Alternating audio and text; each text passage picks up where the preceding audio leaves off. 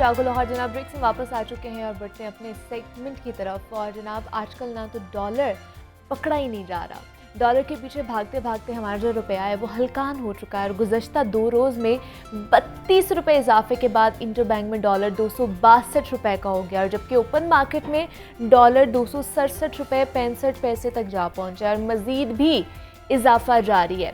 और डॉलर की कीमत में इजाफे से एक जानिब महंगाई का तूफान बरपा है, तो दूसरी जानिब पाकिस्तान के कर्ज़ों में 3800 रुपये जो अरब हैं उसका मज़ीद इजाफा हो चुका है। और अगर देखा जाए पाकिस्तान में डॉलर की कीमत बढ़ने की कई वजूहात हमारे सामने आती है, जिनमें सबसे ज़्यादा ज़ेर बहस आने वाली रसद और तलब में फ़र्क है। लेकिन पाकिस्तान के माजी को अगर देखा जाए तो डॉलर की कीमत बढ़ने की अक्सर वजूहात में सियासी अदम इस्तेहकाम सबसे अहम वजह मालूम होती है। और पाकिस्तान में डॉलर की कीमत मईशत और इक़्तिसादियात का अगर तारीख़ी जायज़ा लिया जाए कि कब कब और कितना कितना डॉलर महंगा हुआ है, तो जनाब वो स्टैटिस्टिक्स मैं आपके साथ शेयर करती हूँ कि साल 1948 से लेकर 1954 तक अमरीकी डॉलर की कीमत तकरीबन 3 रुपये 31 पैसे रही थी, और 1955 में डॉलर की कीमत में कदरे इजाफा हुआ और डॉलर की कीमत तकरीबन 3 रुपये 92 पैसे हो गई, और 1956 में डॉलर 4 रुपये 77 पैसे का हुआ,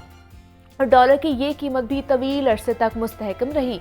और 1970 से 71 तक पाकिस्तान में डॉलर की जो कीमत थी वो 5 रुपये से मामूली ज़्यादा रही, और 1972 में डॉलर की कीमत में तकरीबन 74% इजाफा हुआ और $1 8 रुपये 68 पैसे का हो गया, और 1973 में डॉलर की कीमत तकरीबन 10 रुपये हो गई थी। और उसके बाद डॉलर की जो ये कीमत थी वो भी तकरीबन 9 साल तक बताई जाती है, यानी कि 1981 तक मुस्तहकम रही, और साल 1988 में अमरीकी डॉलर 18 रुपये का हो चुका था। 1988 से लेकर 1999 तक बेनज़ीर भुट्टो और मियां नवाज शरीफ के 10 साला दौरे हुकूमत में डॉलर 18 रुपये से बढ़कर 51.4 रुपये का हो गया था। और उसके बाद मुशर्रफ दौर के इख्तिताम पर देखा जाए तो डॉलर 60 रुपये 43 पैसे का था, जो 2013 में पीपल्स पार्टी की हुकूमत के इख्तिताम तक तकरीबन 79% इजाफे के साथ 108 रुपये का हो गया था। 2018 में नून लीग के दौरे हुकूमत के इख्तिताम तक डॉलर तकरीबन 116 रुपये तक जा पहुंचा था। तहरीक इंसाफ की हुकूमत आई और तकरीबन 40 महीनों के दौरे हुकूमत में तब डॉलर 189 तक पहुंचा था।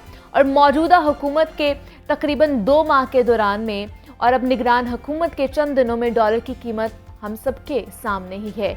सवाल ये पैदा होता है जनाब यहाँ पर कि हुकूमत तब्दीली के साथ डॉलर की तब्दीली क्यों होती है, डॉलर को कैसे लगाम डाली जा सकती है, डॉलर की कीमत में इजाफा पाकिस्तानी मईशत के लिए कितना ख़तरनाक है, और डॉलर इकॉनमी कैसे मुतासर करता है। इस पर आज हम बात करेंगे। बहुत सारे और भी सवालात हैं जिनके जवाबात हमने जानने हैं। हमारे साथ इस वक्त मौजूद हैं ज़शान खलील साहब हैं, साबिक नाइब सदर हैं लाहौर चैम्बर ऑफ कॉमर्स के और सेक्रेटरी जनरल हैं अंजुमन ताजरान के, और डॉलर इकॉनमी को बहुत अच्छे से जनाब समझते हैं। ज़शान साहब आपको वेलकम कहती हूँ जागो लाहौर में, कैसे हैं आप?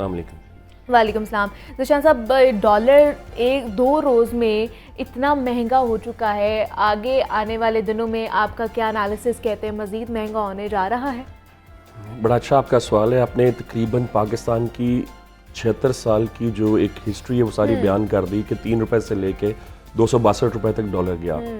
मुख्तलिफ अदवार में मुख्तलिफ रेट पे इसने जंप किया, मगर वो 40 महीने जो थे उसमें तकरीबन ये 90% ऊपर गया। हाँ जी।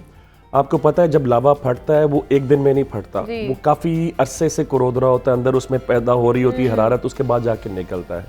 सवाल तो ये पैदा होता है कि हमें यहाँ तक इस नर्ज पे आने की ज़रूरत क्यों पड़ गई।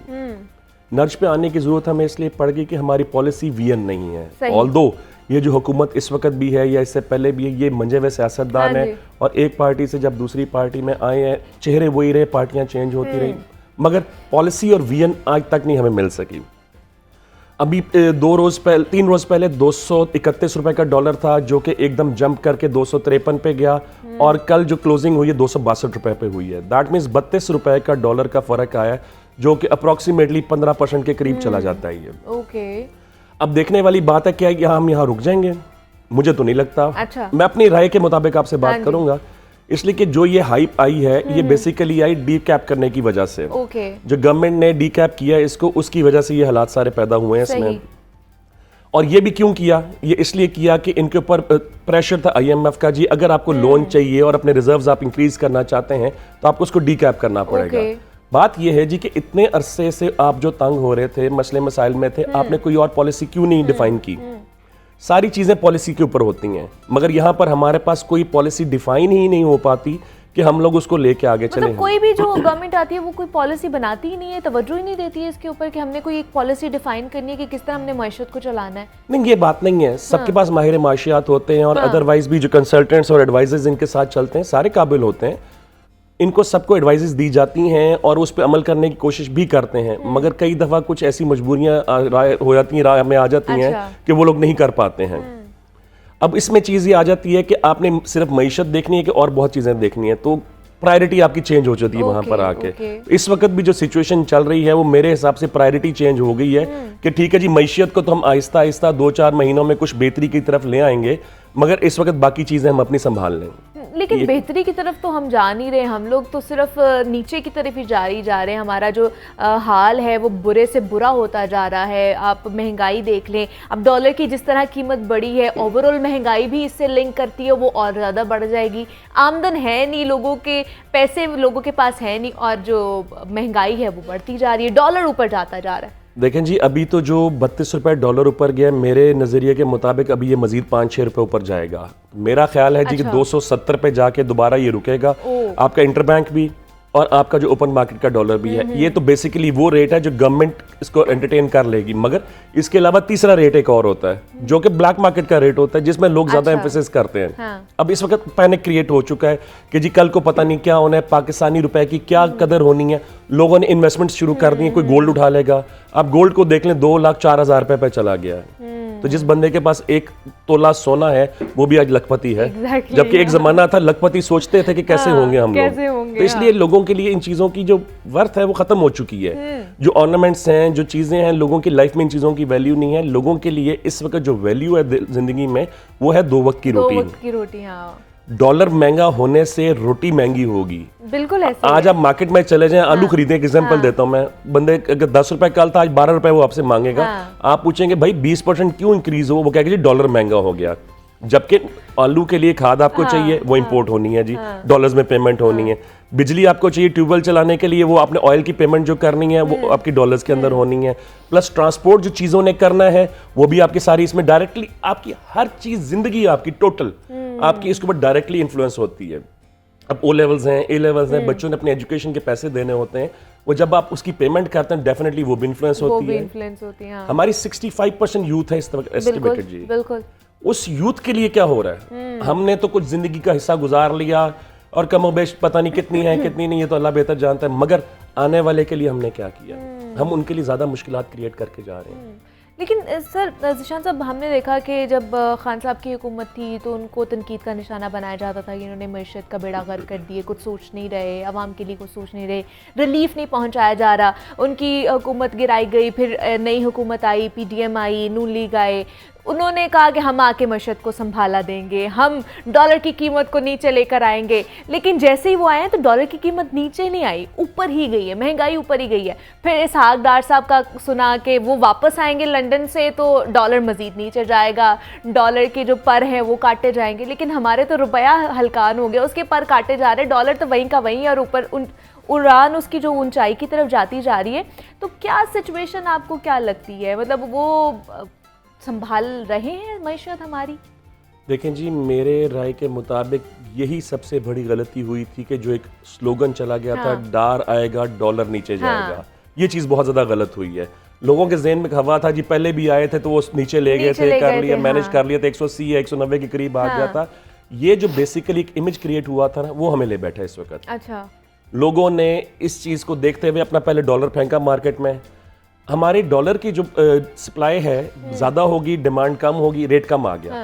मगर हुआ ये है जी कि तकरीबन कुछ 6 से 8 महीने हो गए हैं जो हमारे कंटेनर्स लगे हुए हैं पोर्ट्स के ऊपर। तकरीबन 6-7 हज़ार कंटेनर हैं जो कि फंसे हुए हैं। लोगों को डिमांड बन गई दोबारा। जब डिमांड बनी तो वो भूख क्रिएट हो गई। भूख क्रिएट, लोगों ने डॉलर उठाना शुरू कर दिया। बैंकों के पास डॉलर नहीं था, अदर मीन से लोगों ने पेमेंट्स भेज के अपने माल क्लियर करवाने थे। उसकी वजह से आहिस्ता आहिस्ता करके 1-2 रुपए 3-3 रुपए डेली मार्केट में ऊपर जाता रहा। मगर जब इनके साथ IMF के एग्रीमेंट से जो कि फ्रूटफुल नहीं हो पा रहे थे, इनको एक आया कि जी आप अपना डीकैप कर दें इसको और फ्री फ्लो पे ले जाने दें, डिमांड और सप्लाई के मुताबिक डॉलर को चलने दें। आप देखिए क्या इतनी डिमांड एकदम आगे कि 9.61% एक दिन में जंप कर गया डॉलर। ऐसी तो कोई डिमांड नहीं है, जबकि 9.36 अरब डॉलर पाकिस्तान के पास रिजर्व में है। ये मेरा ख्याल है आपकी टोटल डिमांड का जो इंपोर्ट की है 9% है। अच्छा। 80 अरब प्लस माइनस सही आपके साल की इंपोर्ट होती है, तो 9 अरब हो तो 9% बन जाता सारा तकरीबन ये जी। तो इसका मतलब हुआ कि आपके पास तकरीबन 1 महीने के रिजर्व्स हैं अपने मुल्क को चलाने के लिए for the purpose of import. Import महंगी होने की वजह से, डॉलर महंगा होने की वजह से आपकी एक्सपोर्ट्स महंगी होगी। वो इसकी रीजन ये होगी कि जितनी पाकिस्तान में एक्सपोर्ट ओरिएंटेड इंडस्ट्री है वो सारी इंपोर्टेड रॉ मटेरियल के ऊपर डिपेंड करती है। आपको गैस चाहिए तो भी जाहिर बात है, आपने LNG लेनी है, RLNG लेनी है, इंपोर्ट करनी है आपने। आपकी मशीनरी है, आपका रॉ मटेरियल है, आपके टूल्स हैं, रिप्लेसमेंट है, हर चीज़ आपकी है। फिर उसके बाद जब आपका कंटेनर तैयार हो जाता है, आपने कंटेनर भेजना, कंटेनर का फ्रेट भी आपने डॉलर्स में पे करना है।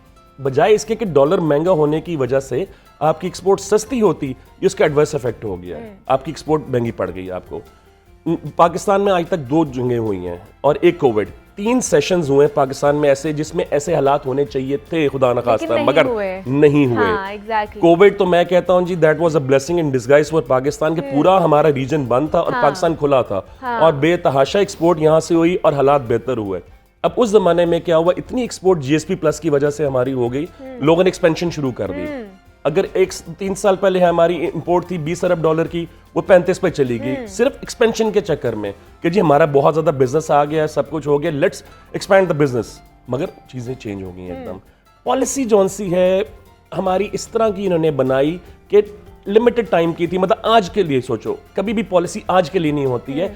3 महीने, 6 महीने, साल, 3 साल, 5 साल के लिए पॉलिसीज बनाई जाती हैं ताकि मैक्रो लेवल के ऊपर काम किया जाए। माइक्रो लेवल पे काम करना नेशनल गवर्नमेंट का काम नहीं होता, वो तो प्रोविंशियल गवर्नमेंट्स भी हैं, वो तो आज सोच लेंगे हमने कैसे चलाना है, कैसे करना है, मगर जो नेशनल लेवल का काम है वो हम चला ही नहीं सके। पाकिस्तान को एज एन एडमिनिस्ट्रेटर चलाया गया यहाँ पर, वो चीज़ तो सही नहीं है ना, उस वजह से सारे मामला खराब हो गए हैं। लेकिन जिस तरह कंटेनर्स की हमने बात की कि 8000 से तकरीबन इतने कंटेनर्स फंसे हुए हैं हमारे पोर्ट के ऊपर और जिसका डमरज पड़ रहा है और वो हमारे ताजर बरादरी ने ही देना है, अपने पल्ले से देना है, गवर्नमेंट ने कौन सा देना है। तो मुझे बताइए कि क्यों LCs क्यों नहीं खुली जा रही है? देखें जी, इसमें मैं आपको एक चीज़ क्लियर कर दूं, जो ये 8000 तकरीबन कंटेनर फंसा हुआ है ना, इनकी LCs खुल गई हुई हैं, डॉक्यूमेंट्स आ गए हुए हैं, डॉक्यूमेंट्स रिटायर नहीं किए जा रहे। अच्छा, ये तो पुराना लॉट है, अब नए कारोबार के लिए LCयां बंद हैं। अब बात ये तो 8000 1 महीने, 2 महीने, 6 महीने, साल में रिलीज हो जाएगा, कंज्यूम भी हो जाएगा। आगे के लिए क्या पॉलिसी, बात फिर पॉलिसी पे आ गई। आगे इंपोर्ट इस वक्त टोटली स्टैग्नेंट है, 0 कर दी गई भी है इंपोर्ट। कितना अरसा हम ये 8000 कंटेनर बेच लेंगे? इसमें बेतहाशा कंटेनर आपका कंज्यूमेबल आइटम्स का भी है, पेरिशेबल आइटम्स का भी है, प्लस उसके अलावा इंडस्ट्री का भी है, वो तो कंज्यूम हो गया, खत्म हो गया। आगे के लिए क्या आपके पास? जब पाकिस्तान बना था, Pakistan was an agricultural state, उसको टाइम के साथ साथ इंडस्ट्रियल स्टेट पे लेके गए, इंजीनियरिंग की तरफ। आज इसको कंज्यूमर मार्केट बना दिया गया है। 23 करोड़ की कंज्यूमर मार्केट है, हर बंदे की नजर हमारे पे है। दैट मीन्स कि जी हर बंदा चाहता है जी पाकिस्तान में एक्सपोर्ट कर दो, पाकिस्तान में हर चीज इंपोर्ट हो जाए, बने कुछ ना वहां पर, ताकि हमारी सेल हो जाए। प्रॉब्लम ये पड़ी हुई है इस वक्त जी, हमारे यहाँ पर जो एक्सपोर्ट की आइटम्स हैं वो ट्रेडिशनल आइटम्स हैं सारी, टेक्सटाइल मेनली है। तो टेक्सटाइल के लिए तो कॉटन जितनी आपकी अब हो रही है इस वक्त, आपको पता है कॉटन तो आपको बाहर से भी इंपोर्ट करनी पड़ रही है। हमने दूसरी आइटम्स, दूसरी मंडियां ही तलाश नहीं की कि जिनके ऊपर हम लोकल रॉ मटेरियल के ऊपर इन्हिसार कर सकें। ये हमारी सबसे बड़ी प्रॉब्लम है जी। मतलब हम एग्रीकल्चरल कंट्री हैं, ज़रूरी मुल्क है हमारा, लेकिन हमारे यहाँ पे बहरान ही नहीं ख़त्म होते। आटे का बहरान, चीनी का बहरान, कभी कोई बहरान आ जाता है। मतलब खुद हम पैदावारी लागत रखते हैं, पैदावारी चीज़ें कर सकते हैं, लेकिन हम लोग नहीं करते। हम बाहर से लेकर आ जाते हैं और हमारे प्रॉब्लम्स हल हो जाते हैं, खुद से कुछ करने का वो रखते ही नहीं है। तो क्या आने वाले दिनों में मतलब ये जो पॉलिटिकल इंस्टेबिलिटी रहेगी तो ये सारी सिचुएशन ऐसे ही रहेगी, या इनको मिल बैठकर कुछ सोचना चाहिए, आवाम के लिए खास करके सोचना चाहिए? देखें जी, जो ये हालात हैं बेसिकली इसकी जड़ ही पॉलिटिकल इंस्टेबिलिटी है जी। और अनस्टेबिलिटी है, अनसर्टेनिटी है, और अनसर्टेनिटी किलर होता है। डिप्रेशन में लोग चले जाते हैं जब लोगों को खाने के लिए नहीं मिलेगा। अभी भी तो ज़िशान साहब लोग डिप्रेशन, एंजाइटी का शिकार हैं कि कहाँ से खाएं, 2 वक्त की रोटी बड़ी मुश्किल से लेके आ रहे हैं। मेरी बात से यूँ अंदाज़ा करें कि अभी हालात बेहतर हैं। अच्छा, अभी वो खुदा ना खासा चीज़ें नहीं जो लोग फोर्स ही करेंगे, खुदा ना खासा लॉ एंड ऑर्डर की सिचुएशन ना बन जाए कि आप रोड पे जा रहे हो तो लोग आपसे छीना झपटी शुरू करते हैं। लेकिन जिस बंदे ने पेट भरना है अपना, खाली पेट तो कोई नहीं सोएगा। और आप और मैं तो गुजारा कर लेंगे, अपनी औलाद के लिए कोई नहीं छोड़ता। हर बंदा सड़कों पे निकल आएगा। ये चीज़ गलत हो रही, इसके लिए हमें मामलात को सीधा करना पड़ेगा। एक तो ये चीज़ सबसे ज़रूरी हमारी है। सेकेंडली, आपने बात की हमारी पॉलिटिकल पार्टीज़ के हिसाब से, मेरा ख्याल है कि हमारी सारी पॉलिटिकल पार्टीज़ को खुद इस वक्त अपना सोचना बंद कर देना चाहिए। 23 करोड़ अवाम का सोचना चाहिए। ये 2200 लोग हैं, 2200 लोगों का मुल्क नहीं है, 23 करोड़ लोगों का मुल्क है ये। आज भी टेबल पे बैठ जाएं और चार्टर ऑफ इकोनॉमी बना लें और उस चीज़ को फॉलो कर लें और ब्लेम गेम बंद कर दें कि जी आपने किया था तो आपके गंद की वजह से मुझे हो रहा है। 35 साल का गंद था तो मैं 4 साल में कैसे साफ करता। भाई जब 35 साल का गंद था, 4 साल में आपको लगता था मैं साफ नहीं कर सकता था, फिर आपने पॉलिसीज लेके आनी थी ना, अपनी टीम ऐसी बनानी थी। ये तरीकाकार तो नहीं है ना। अब उसके बाद 4 साल के गंद को अब कह रहे हैं 4 महीने में क्लियर हो, तो इसलिए जो ब्लेम गेम है ना ये बंद कर दें। सिर्फ सोचें 23 करोड़ का, 2000 लोगों का ना सोचें। अपने प्रोटोकॉल्स को थोड़ा सा कम कर लें। 100 गाड़ियां हैं, 20 पे आ जाएं। 100 लीटर पेट्रोल लेते हैं, 10 लीटर पे आ जाएं। आपको 500 वॉट्स आपको फ्री मिलते हैं, 100 पे आ जाएं। कुछ तो सोच लें खुदारा। ट्रिपिंग हुई कुछ दिन पहले, आपका तकरीबन 16-17 घंटे बिजली बंद रही। आपके और मेरे लिए बंद हुई, इन लोगों के लिए बंद नहीं होती है। इनके पास तो डीजल भी अवेलेबल है।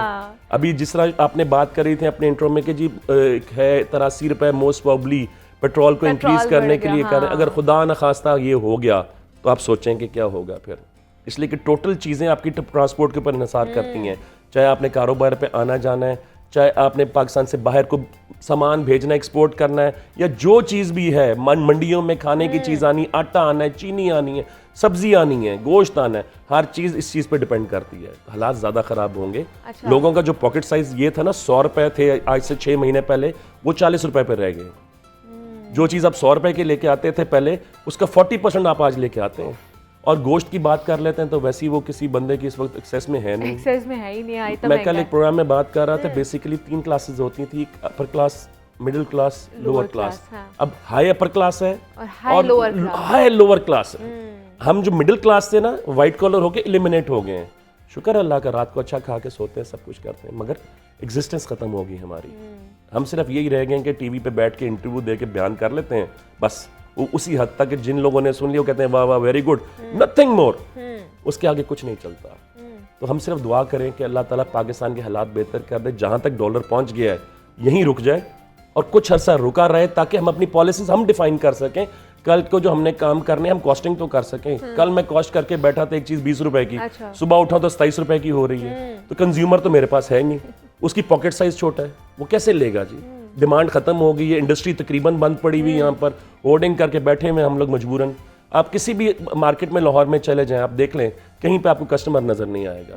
फारिग बैठे हैं सारे, कोई कारोबार नहीं, कुछ नहीं है इस वक्त। कस्टमर के पास जेब में पैसे ही नहीं होगा तो कैसे बेचारा खरीदारी भी करेगा या वो मार्केट में जाएगा। यही सारी सिचुएशन चलती आ रही है। तो क्या आपके पास हल क्या है, मतलब क्या हल हम लोग निकाल सकते हैं या सजेस्ट कर सकते हैं, अगर हमारी आवाज़ वहाँ तक पहुँच जाए, कि किस तरह इस मईशत को इसको संभाला दिया जा सकता है, इसको बेहतर किया जा सकता है, या डॉलर की खास करके लगाम खींची जा सकती है।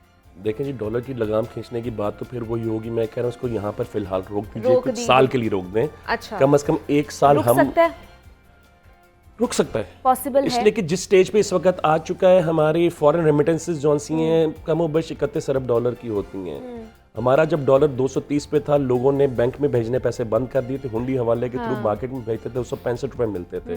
आज 262 तो मिल रहे हैं ना। हमारा जो 1 करोड़ पाकिस्तानी भाई पाकिस्तान से बाहर बैठा हुआ है, कम से कम वही नेशन बन के समझ लें कि यार हम अपने मुल्क के लिए कुछ कर लें।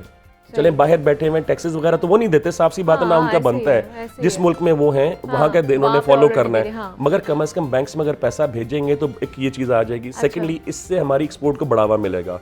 2 चीज़ें, और इंपोर्ट के लिए अपनी पॉलिसी डिफाइन कर दें।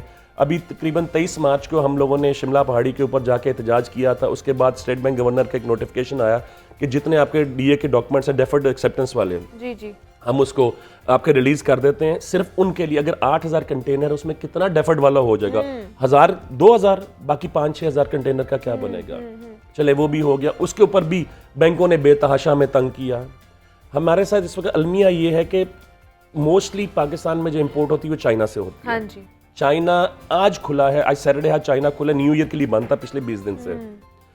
अब हो ये रहा है जी कि शिपिंग लाइंस कहती हैं जी कि 2-2 3-3 महीने हो गए कंटेनर आपके यहाँ पे रुके हुए हैं, हमें कंटेनर मिल नहीं रहा, हमने आपको कंटेनर आगे नहीं देना। अच्छा। सप्लायर्स जिनके साथ हम सालों साल से काम कर रहे थे वो आज हमें कह रहे हैं जी कि आपकी पेमेंट का प्रॉब्लम है, आप हमें 100% पेमेंट करोगे तो हम आपको माल भेजेंगे वरना नहीं करेंगे। बट पाकिस्तान लॉ के मुताबिक हम ये काम कर नहीं सकते। ओके। हमारे लिए तो बेतहाशा प्रॉब्लम्स हैं।